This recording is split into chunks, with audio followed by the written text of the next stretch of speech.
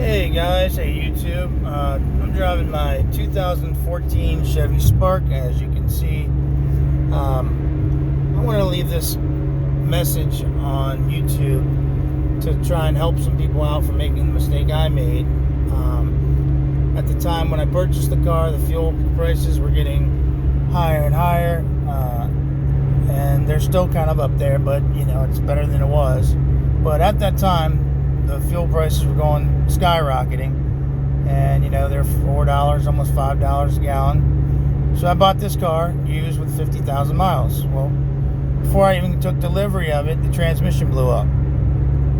So the dealer honored their sale, and they put a transmission in under the Chevrolet warranty or recall that was offered. And I got about 29, almost 30,000 miles on it.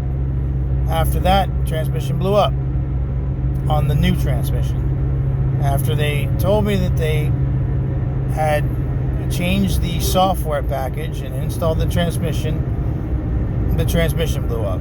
So I go back to them again, and they charged me money and said, oh, the software was never updated. And they charged me $200 and updated it. I went and picked it up, and by the time I made it home, about 20 miles away, the transmission was slamming into gear, squealing. It almost sounds like a serpentine belt, the way when it slips. If anybody that owns this car has heard that, that's what that noise is. It's your transmission slipping. I at first thought it was my serpentine belt was maybe a bit loose and I needed a tensioner, but that's definitely not what it is. Now here I am. I got 362 miles on the car since I got the transmission replaced for the third time. Guess what? It's slipping again.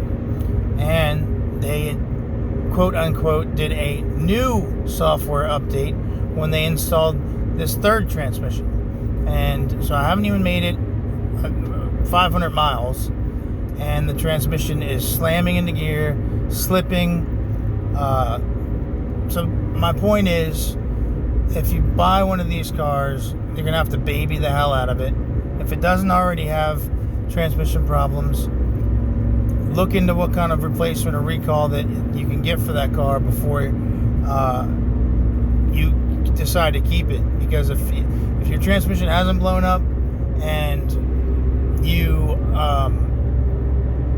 are still working and driving with your car, trade it in.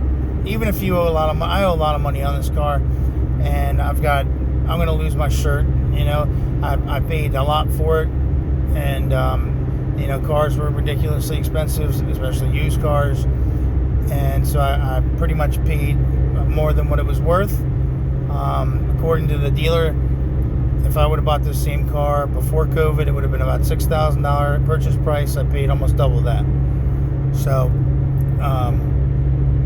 that's kind of how backwards I am in this car right now. So now it looks like I'm going to need either a fourth transmission. And keep in mind, they don't give you a rental car or a replacement car or anything to drive while you're carless.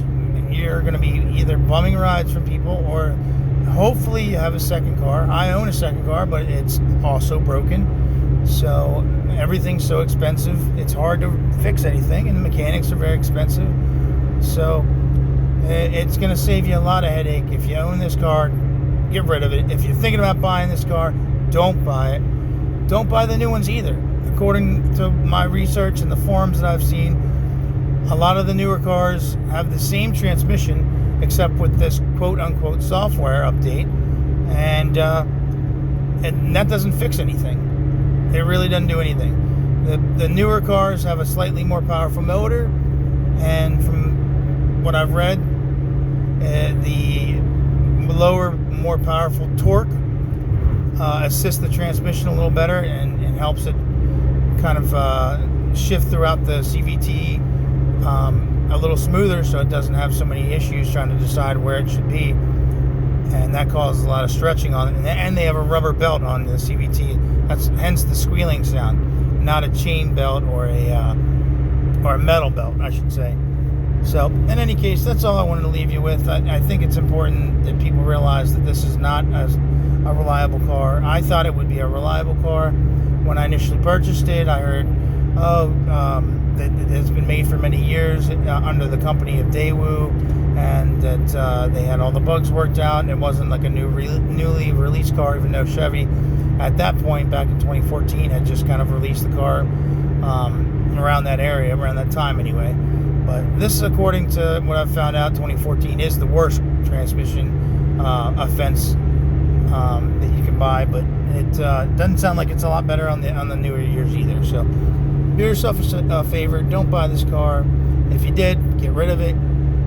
If you can find an opportunity to get a transmission for free, if your car breaks down, do some make some phone calls, check with the dealership, see what they can give you, see if they can buy the car back from you. Anything you can do, but don't buy this car.